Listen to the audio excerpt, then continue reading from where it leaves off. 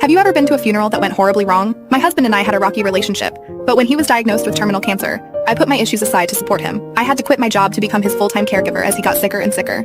Knowing that he wouldn't be around for much longer brought us closer, and we were honest to each other in ways we'd never been before. So honest, in fact, that he one day confessed that before he got too sick, he'd been a serial cheater for our entire marriage.